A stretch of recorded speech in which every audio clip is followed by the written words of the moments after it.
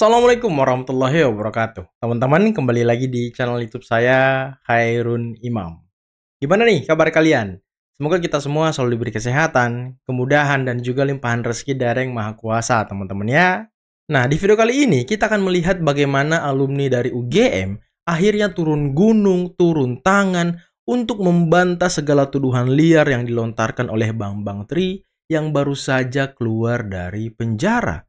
Dan juga framing-framing jahat yang terus diproduksi oleh trio RRT atau teroris ini, Roy Rismontiva, mengenai ijazah Pak Jokowi. Selain itu, teman-teman, kalau kita simak ya, sepertinya trio RRT ini semakin terjepit, semakin terdesak. Karena ya berbagai spekulasi penelitian mereka yang katanya itu ilmiah, terus-menerus dibongkar dan dikuliti oleh kuasa hukum dari Pak Jokowi, yang membuat ya banyak orang tertawa. Bahkan kuasa hukum Pak Jokowi menertawai Roy Suryo ketika tampil di TV. Nah, terakhir teman-teman, kita akan menyimak seperti apa Menteri Keuangan Purbaya dengan gaya kouboynya berusaha untuk membangkitkan ekonomi Indonesia. Dengan ya mungkin trik-trik jitu ataupun langkah-langkah taktis yang beliau lakukan dengan menggelontorkan uang 200 triliun kepada beberapa bank BUMN yang ada di Indonesia. Tapi sebelum kita mulai videonya, jangan lupa like, subscribe, dan share. Dan tanpa perlu berlama-lama lagi, mari kita mulai videonya berikut ini. Dari mana Mas yang ijazah Mas ambil? Ijazahnya adalah memang kan ijazah kita pastikan dari ketika skripsinya itu tidak benar. Ya ijazahnya pasti tidak Mas benar. kan menganalisa ijazah. Ada katanya fotonya tidak sesuai dengan itu, dari mana seorang source-nya? Yang menuliskan dia, katanya dia mendapatkan langsung dari Pak Jokowi. Oke, tapi apakah boleh sebagai seorang ahli, Mas kan seorang ahli, sering di persidangan kan? Ya. Boleh nggak source of Kita harus document percaya. Nggak, boleh nggak source of document yang dianalisa seorang ahli forensik itu bukan berasal dari dokumen asli? Makanya kita tunggu. Menganalisa kopi. Boleh nggak? Apa-apa. Makanya nanti kita tunggu. Kita tunggu kalau Mas punya yang asli. Ya, kita bandingkan. Kalau itu ternyata yang kemarin dianalisis juga oleh saya dan Dr. Respon itu tidak benar. Orang itu yang pernah memposting dan katanya asli itu, katanya dia dapat dari Pak Jokowi itu penyebar hoaxnya dia. Tapi yang menganalisa seakan-akan itu palsu siapa Mas? Loh kita karena kalau itu palsu berarti yang ada dia itu palsu kan? Diketawain loh sama kuasa hukum Pak Jokowi. Diketawain satu studio loh. Emang nggak ada malunya ya? Dia ikut ketawa pula ya kan? Nggak ada yang salah. Sebagai seorang ahli ada tata cara, ada mekanisme, ada aturan. Dia harus disumpah, disajikan di pengadilan dan sebagainya. Sekarang kita dipertontonkan dari seperti itu. Lagi pula dia mengatakan bahwa itu palsu. Inilah. Ya. Dia mengatakan palsu tapi tidak punya bukti. Ilmu pengetahuan. Sekarang beliau baru berkata dilakukan pengecekan. itu namanya ahli di pengadilan. Ahli di pengadilan malah disumpah. Kami bukan ahli di pengadilan, kami itu adalah ahli dalam penelitian ini. Jadi clear banget yang kami pegang itu adalah alat bukti yang memang benar-benar itu primary evidence. Iya Roy, kau itu ahli di penelitian ini, tapi kalau nanti di pengadilan kau itu disumpah juga. Kau kan statusnya ahli dari TPUA, kau nanti akan bersaksi di pengadilan. Sama aja Roy, ngeles terus orang ini. Kutu loncat kayaknya ya. Skripsi, tidak ada yang bisa menyangkal. Skripsinya kami terima dari wakil rektor. Bagaimana dikatakan clear. itu adalah benar bahwa itu palsu. Keluar, iya. sudah mengatakan asli. Iya itu palsu. Tidak menemukan kepalsuan di dalam ijazah, lari ke skripsi. Loh enggak, Kan tidak itu. mungkin ada Kalau emang dia mau fokus kepada yang ijazah, benar. Artinya maksudnya dicari-cari. Iya dong. Skripsinya nggak ada tanda tangan. Dicari-cari terus. Masa tidak cocok fakta banget.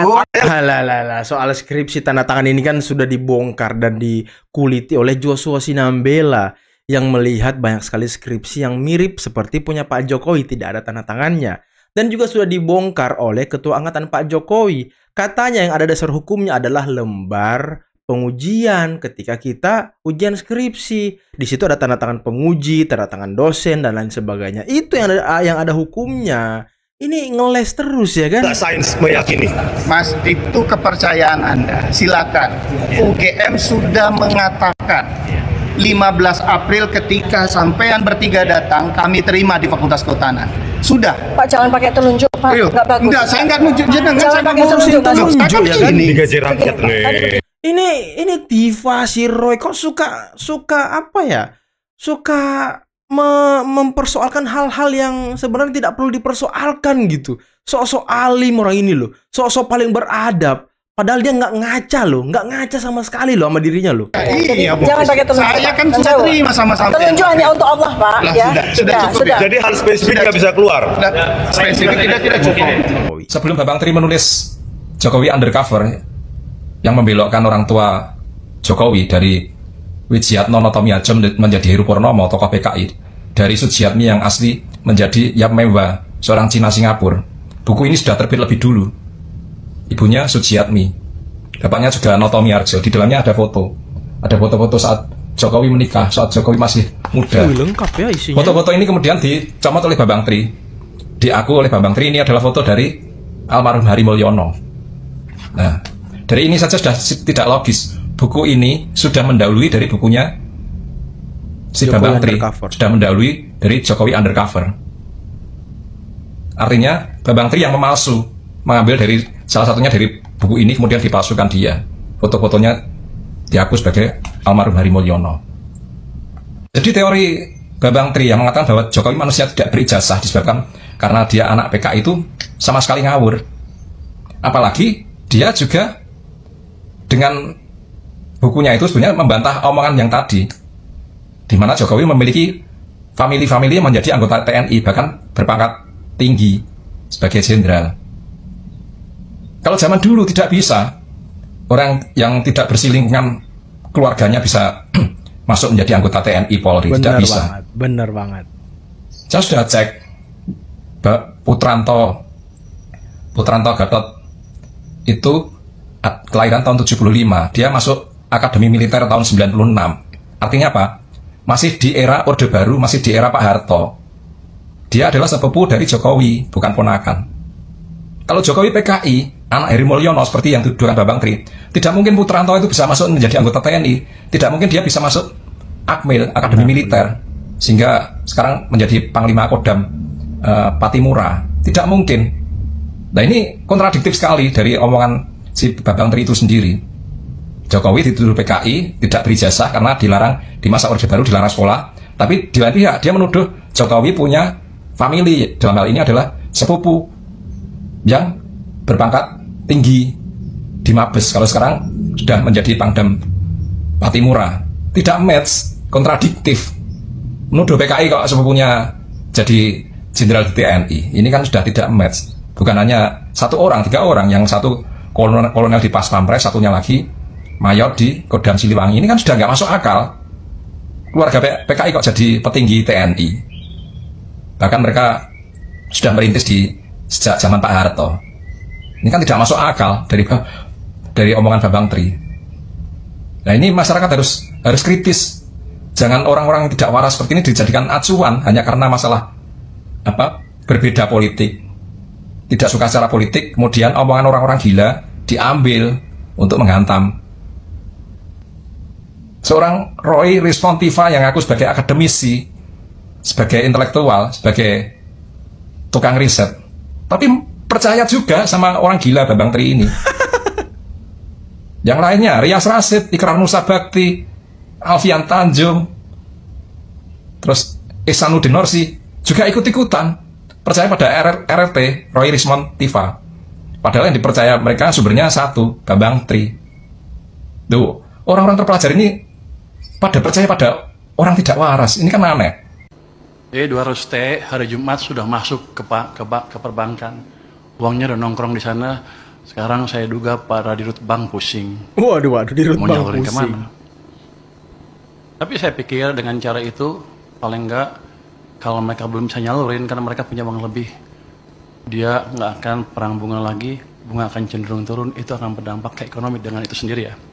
Bisa bunga pinjaman turun, bisa juga bunga deposit turun. Yang jelas cost of money turun. Jadi yang punya uang nggak ragu untuk belanjain, yang mau pinjam ke bank nggak ragu untuk pinjam. Untuk alokasinya sebetulnya niat saya adalah suka-suka banknya. Oh, suka-suka Tapi banknya. kalau banknya agak bingung, nanti ada guidance di mana mereka bisa memanfaatkan uang itu untuk membantu program-program unggulan pemerintah. Jadi win-win solution ya. Jadi kalau mereka bisa pakai saluran ya salurin, kalau nggak bisa ya ke situ. Jadi mudah-mudahan, hampir pasti ekonomi akan berjalan lebih cepat. Hampir pasti. Keren banget Menteri Keuangan ini ya. Saya udah hitung, ini pertanyaan banyak orang, apakah setelah 6 bulan akan ditarik oleh pemerintah. Saya biasa hitung bisa hitung bahwa biasanya uang pemerintah yang disimpan di bank sentral itu lebih di atas itu. Jadi kalau 200 triliun aja tidak akan mengganggu kondisi saya. Dalam pengertian saya tidak harus terpaksa menarik dari perbankan kalau kepepet, dalam keadaan kepepet. Jadi harusnya itu jumlah yang cukup sustainable untuk di bank maupun untuk berprata pembiayaan program pembangunan yang lain. Enggak, taruh aja di situ terus. Saya nggak perpanjang.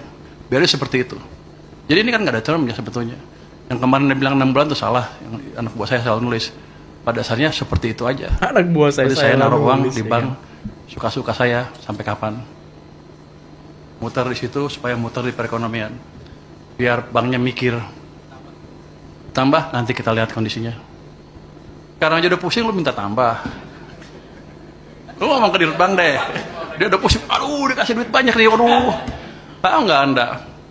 Pada waktu saya mau nyalurin 200 triliun, banknya bilang apa? Saya hanya sanggup menyerap 7 triliun. Saya bilang enak aja. Kasih ke sana semua, biar mereka mikir. Jadi bukan saya lagi yang mikir, mereka yang mikir. Kepada rekan-rekan media, saya mau ngajak berpikir skeptis, positif, kemudian berpikir komprehensif, dan berpikir secara kenegaraan. Oke. Kan sudah bermain tentang masalah Pak Jokowi, tentang masalah ijazah. Ini nggak mempan bergulir dan lain sebagainya, masuk sekarang ke Gibran. Sekarang saya sampaikan aja kepada media. Berarti rakyat Indonesia selama ini tolol dan goblok. Waduh. Ya dong. Ya. Kalau saya kan ngomongnya kan belak-belakan. Kenapa saya bilang berarti goblok? Loh, apa semuanya nggak melek hukum? Banyak profesor-profesor, banyak doktor-doktor, banyak pemerhati hukum. Kok mereka setuju memilih yang namanya Pak Jokowi itu satu. Kemudian memilih sekarang Pak Gibran, terlepas apapun itu. Ya, kalau memang tidak setuju pada saat pemilihan rakyat itu jangan dipilih. Betul. Nggak cacat hukum kan gitu. Betul. Nah, faktanya dipilih secara mayoritas. Saya sudah tahu kemana larinya bahwa pengen mengamputasi ya, ijazah daripada Pak Gibran. Ini dikatakan keluaran daripada Singapura. Setara nggak dengan STLA, ada yang di ini. Jangan tanya saya, tanya Dekdikbud. Jadi kalau kita jangan sok teu gitu. Sok teu pengen tahu, yang punya kewenangan itulah Dekdikbud, dia yang menjawab. Fakta, lolos kok di KPU. Fakta, wali kota lolos juga. Betul banget Pak. Yang kedua, apakah Pak Prabowo tidak pernah mencermati? Kan Pak Prabowo yang menggandeng. Berarti Pak Prabowo sudah betul-betul melihat, menganalisis kapasitas komposisi daripada Pak Gibran. Nyatanya digandeng jadi wakil presiden, calon wapres ya, dan lolos dan disetujui oleh negara, disetujui oleh rakyat Indonesia. Tapi mau dicari apa lagi? Apa tidak pernah berpikir para ilmuwan ini bagaimana untuk mengembangkan negara ini untuk lebih maju? Ini yang saya kadang-kadang nggak habis pikir. Kok mencari benang merah yang tidak pas gitu loh. Gitu kira-kira ya. Nah teman-teman, itulah tadi beberapa video yang bisa kita simak, yang bisa kita saksikan pada kesempatan kali ini. Dan saya sangat tertarik, sangat senang, suka dengan Menteri Keuangan kita yang baru. Beliau ini sepertinya langkah-langkah taktisnya itu banyak sekali. Dan makin hari ada aja gebrakannya gitu, yang membuat kita kagum, yang membuat kita senyum-senyum sedikit. Setelah kemarin ketika beliau seminar sedikit menyemprot, menguliti, mengkritik Rocky Gerung yang selalu mengatakan bahwa Pak Jokowi nggak bisa ngapa-ngapain. Nah, ini kan sebuah keberanian dari seorang menteri gitu. Waduh, luar biasa Pak Menteri ini. Tapi ya, saya teringat dengan apa yang dikatakan oleh Pak Jokowi, bahwa mazhab politik Ibu Sri Mulyani dan juga Pak Purbaya ini memang beda, teman-teman. Ya mungkin ada faktor gender juga kali ya. Kalau perempuan kan identik dengan ibu-ibu. Nah, ibu-ibu ini suka menjaga fiskal, suka menjaga stabilitas ekonomi keluarga gitu ya kan. Jadi beliau ini selalu saving gitu biar semuanya aman dan terkendali. Kalau laki-laki ataupun bapak-bapak itu suka memutar uangnya untuk ya mencari keuntungan-keuntungan baru ya, dalam artian suka berbisnis lah teman-teman ya. Nah inilah mungkin perbedaannya. Tapi ya di samping itu kedua orang ini antara Ibu Sri Mulyani, Pak Purbaya ya sudah sangat luar biasa gitu. Punya kemampuan yang mumpuni teman-teman. Dan ini yang kita tunggu. Sekarang langkah-langkah taktis apa lagi nih yang akan dibuat oleh Pak Purbaya untuk mendongkrak ekonomi Indonesia. Ya semoga kita doakan Pak Purbaya bisa melejitkan ekonomi kita ya, pertumbuhan ekonomi kita teman-teman. Dan tadi saya juga tertarik dengan apa yang disampaikan oleh salah satu alumni UGM, kawannya Joshua Sinambela kalau nggak salah. Karena beliau waktu launching buku Jokowi White Paper, beliau juga ada di lokasi di UGM. Dan beliau merupakan salah satu dari Kagama juga. Dan ya apa yang dijelaskan oleh beliau tadi mengenai Pak Jokowi adalah keluarga PKI, ya itu sudah terbantahkan. Ya masuk akal juga, sangat masuk akal. Kok bisa gitu Pak Jokowi dituduh keluarga PKI tapi keluarganya yang lain masuk TNI di masa-masa pemerintahan Pak Soeharto. Padahal kan waktu itu, waduh ini keras banget dulu teman-teman. Keluarga PKI itu hampir mustahil, bahkan mungkin mustahil kali ya, bisa masuk TNI. Karena doktrinnya itu keras banget, itu screeningnya berlapis-lapis teman-teman. Kalau saja ada terdeteksi salah satu keluarga kita pernah gabung ke PKI ataupun mantan anggota PKI, itu nggak bakal masuk TNI. Ini kan sudah sangat bisa membantah gitu apa yang dikatakan oleh Bambang Tri. Dan anehnya ya seperti yang dikatakan beliau tadi, kok iya gitu orang-orang terpelajar bisa percaya dengan tuduhan-tuduhan dari Bambang Tri, tuduhan-tuduhan dari Bitor. Nah ini kan akalnya di mana gitu, ngaku akademisi tapi langsung percaya dengan omongan orang. Inilah mungkin ya kalau dalam hati kita itu sudah ada kebencian terhadap seseorang, contoh misal Pak Jokowi, apapun informasi yang datang kepada kita mengenai keburukan Pak Jokowi, langsung kita terima dan percaya. Kemudian kita memframing lebih lanjut. Dan itulah yang terjadi sekarang. Jadi apapun informasi yang masuk ke trio RRT, ke gerombolannya siapa? Rias Rashid dan beberapa orang-orang terpelajar lainnya, itu langsung di framing, bahkan mungkin ya ditambah-tambahin gitu informasinya biar seolah-olah ini wow, padahal ya nol besar, nggak ada apa-apanya. Dan tadi ada buku ternyata mengenai Pak Jokowi jauh sebelum buku Jokowi Undercover, dan ya Bambang Tri ternyata ngambil foto dari situ kemudian ya membukukan lagi dengan memframing lebih jelek. Nah ini kan dia sudah apa ya, membuat sebuah kebohongan, membuat sebuah fitnah yang sangat keji. Jadi pantas saja kemarin dia dipenjara. Sekarang dia ngemis-ngemis minta donasi. Entah minta donasi buat apa? Apakah ingin melanjutkan buku Jokowi Undercover?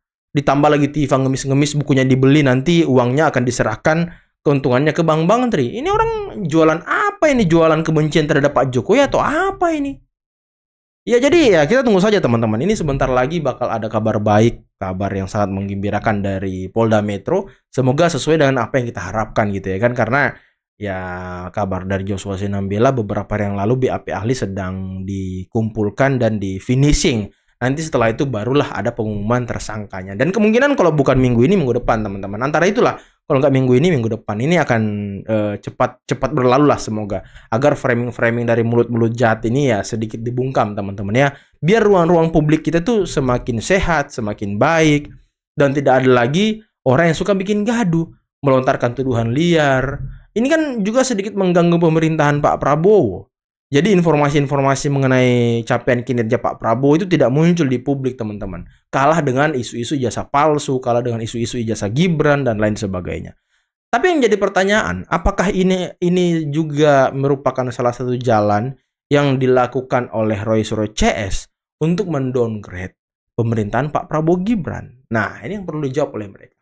Oke teman-teman, mungkin cukup sekian dulu video kali ini. Jangan lupa like, subscribe, dan share videonya. Akhir kata, billahi taufiq wal hidayah. Assalamualaikum warahmatullahi wabarakatuh. Bye-bye.